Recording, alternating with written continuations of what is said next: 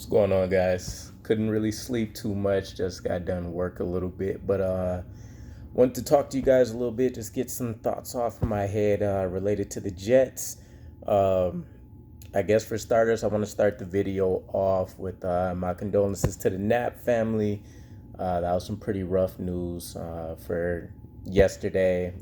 Technically yesterday, anyways. I'm recording this pretty early in the morning today, anyways. But definitely condolences to him. Huge miss for the Jets, loss for the family and everything.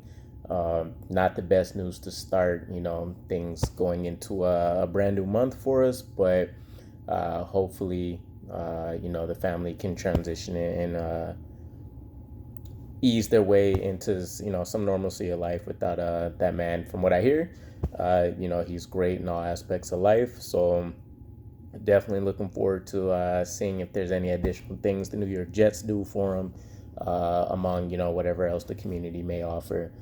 Um, I guess moving into what was on my brain was just kind of the outlook and thoughts on the changes in the defense.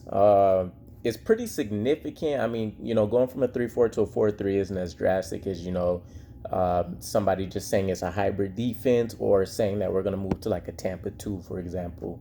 Um, Definitely huge changes that have come up, though. I will say that I think ultimately it's a very good move for us. Here's the number one reason why. Taking a look at the one successful area that we've always done well in regards to free agents or just drafting players in general, finding gems in the undrafted field, is the defensive line. So moving from 3-4 to 4-3, essentially the 3-4, your linebackers make a lot of the plays. The team that I look to when I think about who excels and what's kind of like the top-notch core in the league in terms of linebackers, for me personally, it was sorry, I don't know why I'm having like a brain freeze right now. It is the Vikings, Minnesota. Anthony Barr. There's really a long withstanding list, and they've kind of cycled players in and out. They've been able to retain a lot of players for a while, but they kind of had the golden standard for me when it comes to linebackers. Maybe Carolina and the Panthers second. I'd probably have to come out with like a top five list, maybe. But anyways, you kind of get the point just from those two teams. You needed really athletic players. There's a lot of responsibilities, a lot of communication and stuff they need to go on. So leadership and stuff was definitely at a premium there. Um, in a 4-3, the defensive line is in charge of making plays. It's just a really different kind of atmosphere and goal depending on the scheme.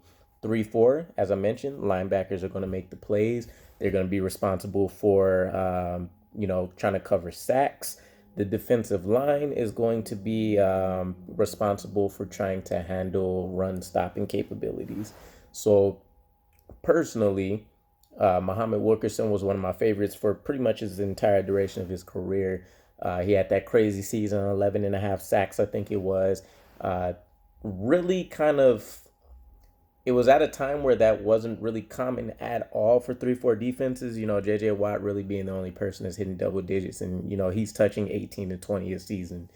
Um, Muhammad Wilkin was definitely like the star on the line there for a while, but then we had like Sheldon Richardson, and he was a great three technique tackle. Essentially, they kind of played him in different various roles. We even had him at linebacker for a number of games, playing some significant reps, from what I recall. But anyhow, the 4-3, I think, since we've been able to find gems, and we found them in all kind of body types and sizes as well. So we've had the Damon Harrisons of the world, the big run eating, stopping nose tackles. We've had the Sheldon Richardsons that are playing. Sorry about that. The Sheldon Richardsons that are playing the three technique. Um, we've had Muhammad Wilkerson. We've had I can't even think of some of the other names that come to mind right now, but we've had that success, right? So I won't go as far as saying that like potentially like a Vernon Goldstein and some of those misses that we had would have had success maybe if we was doing a 4-3 at the time. but it definitely puts them in a lot better position for one, to definitely try to maximize pay for their end, because we know if they achieve those sack numbers, that's what they're being asked to do. Muhammad Wilkerson got a pretty great contract. Almost probably got finessed a little bit. He probably could have eclipsed that 100 million mark if he was being counted as like a 4-3 defensive end instead of 3-4. But still, he made his due. But I think it'll serve its purpose with us. We've seen Joe Douglas already. Great depth, great starting talent.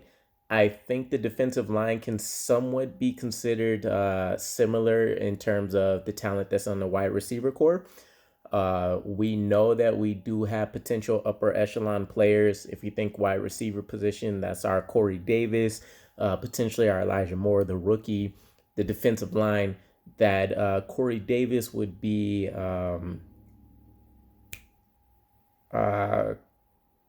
why am I drawing a blank? Carlton.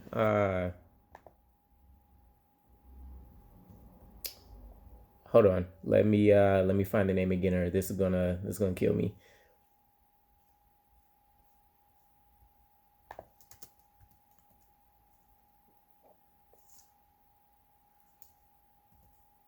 Carl Lawson. Jesus. Okay, there we go.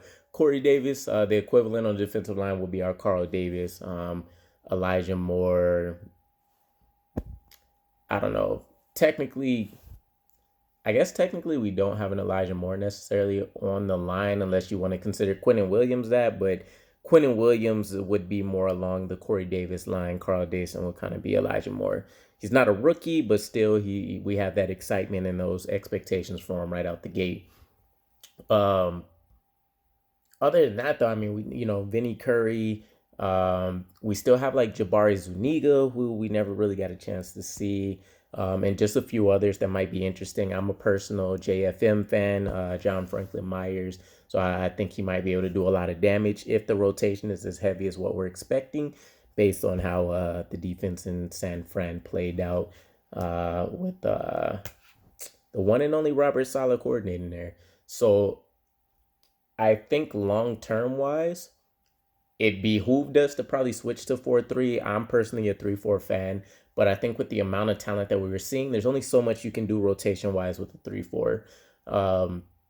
At least if you're 3-4 heavy, in terms of not, really switching schemes, switching based on roster, teams we're playing, all that kind of good stuff.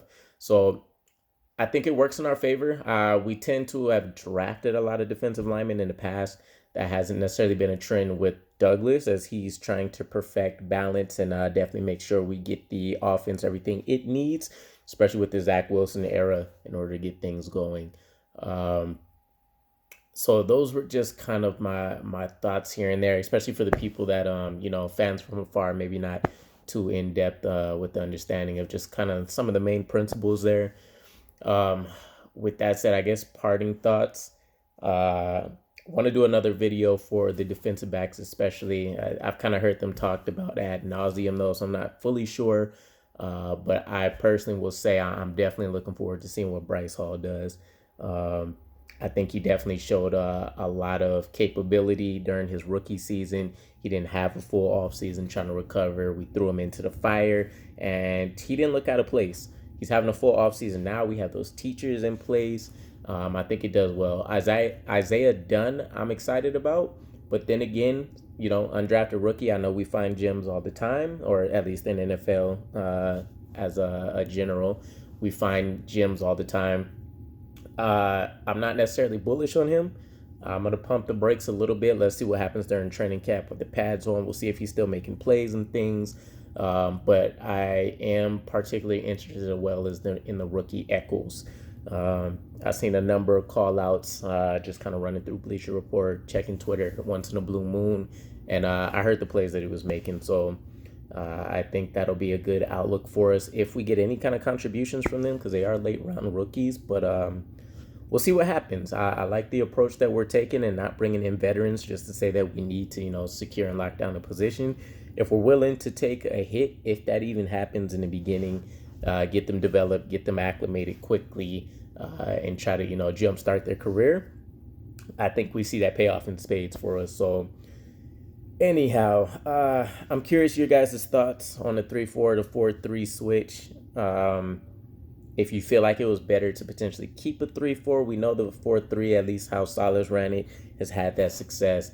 A lot of the changes are just in terms of what the goal for the team is, as I mentioned, with which core, defensive line, linebacker group is going to be specializing in the pass rush. Other than that, most of the changes are going to be in the secondary. So anyhow, once again, leave your thoughts. I appreciate any support on the video, and looking forward to dropping more content randomly throughout the weeks or the days as I get time. But appreciate you guys. Got my Revis shirt on for the night. Go Gang Green.